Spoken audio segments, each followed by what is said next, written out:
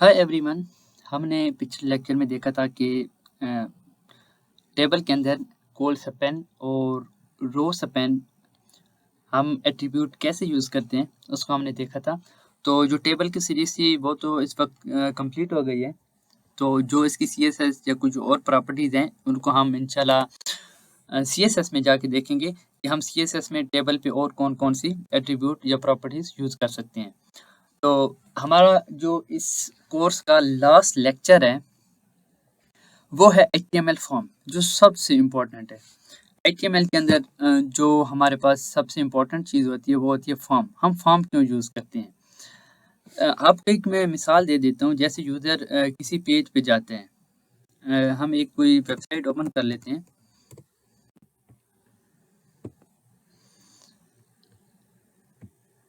जैसे हमारे पास एक लॉगिन फॉर्म होते हैं, तो यूज़र क्या करते हैं, यहाँ से अपनी ईमेल डालते हैं, यहाँ पासवर्ड डालते हैं और साइन इन जब करते हैं तो उसका डेटा हम क्या करते हैं, डेटाबेस में सेव करा देते हैं। तो ये हमारे पास यूज़ होता है फॉर्म का। क्रिएट अकाउंट का क्या होता है, जब हम क्रिएट अकाउंट पे जाते हैं यूज़र अपना नेम डालते हैं, अपना लास्ट नेम डालते हैं, ईमेल डालते हैं, पासवर्ड डालते हैं और भी फील्ड्स हो सकती हैं। जैसे हम क्रिएट करते हैं तो उसका अकाउंट क्रिएट हो जाता है। जैसे इसकी मिसाल आप फेसबुक भी ले सकते हैं, इंस्टाग्राम भी ले सकते हैं, टिकटॉक भी ले सकते हैं। तो जो एचटीएमएल का फॉर्म होता है ना, तो वेबसाइट पे इस तरीके से अगर हमने कोई भी फॉर्म बनाना तो उसके लिए बहुत ज़रूरत होती है फॉर्म बनाने की। तो हम एचटीएमएल के अंदर हम अपना फॉर्म कैसे बना सकते हैं? तो उसके लिए आपने एक टैग लिखना होता है फॉर्म, और फॉर्म के अंदर आपने क्या करना है, एक लेबल लिखना है। जैसे हम एक फॉर्म बना रहे हैं, फर्स्ट नेम, और उसके अंदर हमारे पास होगी इनपुट। इनपुट फील्ड वो होती है जिसके अंदर यूजर अपना क्या डालते हैं, डेटा डालते हैं। इनपुट के अंदर जो उसकी टाइप होगी वो क्या लिखेगा, वो लिखेगा टेक्स्ट। जो नाम होते हैं वो एक टेक्स्ट होते हैं, एक टेक्स्ट फील्ड होती है। ये हमारे पास एक सिंपल फॉर्म है, इसको हम सेव करते हैं, इसको आके रिफ्रेश करते हैं तो ये फर्स्ट नेम आ गया और ये आगे इनपुट फील्ड आ गई। इसके अंदर कोई भी यूजर अपना नाम लिख सकते हैं। दूसरी चीज, एक और लेबल बना देते हैं जिसका हम लिख देते हैं लास्ट नेम, और नीचे उसके हम इनपुट लिख देते हैं टाइप। ये भी हमारे पास टाइप कौन सी होगी, टेक्स्ट होगी। तो इसके अंदर हम लिख लेंगे, इसके अंदर एक प्लेस होल्डर भी होता है जो इसके अंदर शो होता है, इसके अंदर हम प्लेस होल्डर भी डाल सकते हैं। इधर आप लिख सकते हो एंटर यूर नेम, और इसके अंदर भी हम एक प्लेस होल्डर डाल देते हैं जिसका नाम हम कर देंगे एंटर यूर लास्ट नेम। इसको आके हम अपनी वेबसाइट पे रिफ्रेश करते हैं तो इस तरह से हमारे पास एक फॉर्म शो हो जाएगा। तो हम क्या करते हैं, ये आगे शो हो रहा है तो हम इसको डिव में रैप कर लेते हैं, इसको एक डिव के अंदर रख लेते हैं। इस तरह से एक डिव बना लें, उसके अंदर रख लें, फिर दूसरा डिव बना लें ताकि एक दूसरे के नीचे शो हो जाए। तो इसको हम सेव कर लेते हैं। ये हमारे पास फर्स्ट नेम हो गया। इधर यूजर आके अपना ये देखिए, इसके अंदर हमने प्लेस होल्डर डाला है इंटर यूर नेम। ये हमारे पास लास्ट नेम है जिसके अंदर यूजर लास्ट नेम डालेगा। उसके बाद हमारे पास एक और डिव होता है, उस डिव के अंदर हम एक और लेबल बनाते हैं। इस लेबल के अंदर यूजर क्या करेगा, अपनी ईमेल डालेगा। तो ईमेल के लिए जो इनपुट होती है हमारे पास वो होती है टाइप ईमेल, और इसके अंदर आप लिख सकते हो प्लेस होल्डर ईमेल। इसको हम बंद कर देते हैं, यहाँ से इस तरह से बंद क्लोज करना होता है इसको। तो ये जो थर्ड वन हमारे पास है वो है ईमेल। इसको हम रिफ्रेश करते हैं, ये हमारे पास ईमेल आ गई। अब यूजर को हमने ये करना है कि जैसे ये फॉर्म, इसके नीचे एक बटन भी बना लेते हैं, छोटा सा एक बटन बना लेते हैं जिसके ऊपर वो करेगा सबमिट। जैसे यूजर सबमिट पे क्लिक करेगा तो हमने क्या करना है, ये वाला डेटा उससे लेना है। इसको रिफ्रेश कर लेते हैं,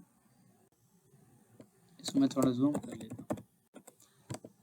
यूजर आएगा, हो सकता है कि ये फील्ड वो इंटर ना करे। अगर आप ये चाहते हैं कि जितनी फील्ड हमारे पास आ रही हैं वो यूज़र सारी इंटर करे, तो आप क्या कर सकते हैं, उस इनपुट के अंदर जाके आपने सिंपल लिख देना है रिक्वायर। इसके अंदर भी आप लिखते हैं रिक्वायर, सॉरी रिक्वायर, ये आप लिखेंगे। इससे क्या होगा, आके रिफ्रेश करते हैं, मैं सबमिट पे क्लिक करूंगा, यूज़र के इधर मुझे एक ब्राउज़र कहेगा कि प्लीज़ इंटर दीज फील्ड, मैं इसको फिल कर लूँगा।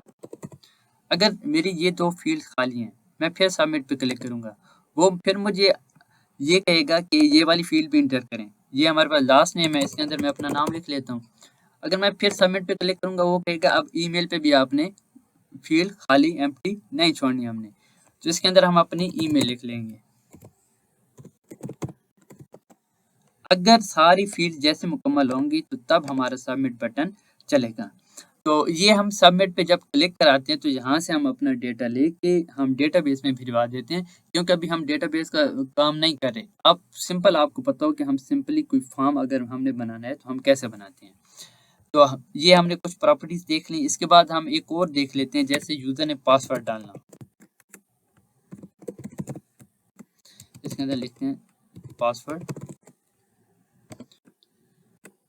और नीचे हम इनपुट बना लेते हैं और इसकी टाइप क्या होगी, इसकी टाइप हमारे पास होगी पासवर्ड और इसके अंदर हम प्लेस होल्डर लिखवा देते हैं। इसको रिफ्रेश कर लेते हैं, ये पासवर्ड आ गया। जैसे इसके अंदर मैं कोई चीज़ लिखूंगा तो वो हाइड होगा, तो ये पासवर्ड भी हो गया। और बाकी जितनी इनपुट फील्ड्स हैं आप W3 स्कूल वेबसाइट पे जाके बाकी आप सर्च कर सकते हैं। तो ये जो मेन होती हैं ये मैंने आपको बता दी हैं। तो जैसे अब मैं इसके ऊपर मैंने रिक्वायर नहीं लगाया, ये देखें इसके ऊपर मैंने रिक्वायर नहीं लगाया। अगर मेरी ये तीनों फील्ड फिल हैं, इसके अंदर कोई भी डेटा लिखा हुआ है, इसके अंदर डेटा डाल देते हैं। अगर इसके अंदर मेरे पास रिक्वायर नहीं है और मैं सबमिट कर देता हूँ तो वो सबमिट हो जाएगा, ये देखें। तो अगर आपने ये करना है कि आपने पासवर्ड पे भी ये डालना है कि ये फील्ड भी खाली ना हो, तो आप इसके ऊपर क्या लिख सकते हैं, रिक्वायर्ड। ये सिंपली जैसे आप ये लिखेंगे और इसको आके रिफ्रेश करेंगे और इसके अंदर अगर मैं डेटा डाल लेता हूँ कोई भी, इधर ईमेल डाल लेते हैं, अब मैं सबमिट करूंगा, वो कहेगा कि आपने पासवर्ड लाजमी डालना है। तो इस तरीके से आप चीज़ें इसके अंदर सारी इनपुट फील्ड लेके आप सबमिट करवा सकते हैं। इस फॉर्म के अंदर जो हमारे पास लास्ट चीज़ है जो आपको समझाना लाजमी है, जैसे हमने देख लिया इसके अंदर प्लेस होल्डर होते हैं, इसको हम रिक्वायर कर सकते हैं, सबमिट का बटन होते हैं। एक और चीज़, जैसे हमारे पास ये इनपुट है, इस इनपुट को हम एक आईडी दे देते हैं। आईडी कैसे देंगे, इसको हम लिखते हैं फर्स्ट नेम और ये जो आईडी है इस आईडी को मैं इधर पास करा देता हूँ लेबल के अंदर और इसको लिखूंगा फॉर इक्वल टू और ये आईडी इसके अंदर पास कर दूंगा। तो इस फॉर का यूज़ क्या होता है, जैसे इसको आके मैं रिफ्रेश करता हूँ यहाँ से और जैसे मैं आके इस फर्स्ट नेम पे क्लिक करूँगा तो ये हमारी इनपुट एक्टिव हो जाएगी। अब नीचे वाले पे मैं क्लिक कर रहा हूँ लेबल पे, वो एक्टिव नहीं हो रही। तो अगर आप ये चाहते हैं कि यूज़र आके अगर लेबल पे क्लिक कर दे और ये हमारी इनपुट एक्टिव हो जाए, तो आप क्या कर सकते हैं, इधर आप आईडी दे दें, यही आईडी आपने पास करा देनी है लेबल को फॉर के साथ। जब ये आप जैसे ये करेंगे, यूज़र आके अगर लेबल पे क्लिक करेगा तो ऑटोमेटिकली जो इनपुट होगी वो हमारे पास एक्टिव हो जाएगी। तो ये हमारे पास एक सिंपल फॉर्म था। अगर इस लेक्चर के अंदर आपको कोई भी इशू है किसी एट्रीब्यूट किसी प्रॉपर्टीज़ में, तो आप मुझे मैसेज कर सकते हैं।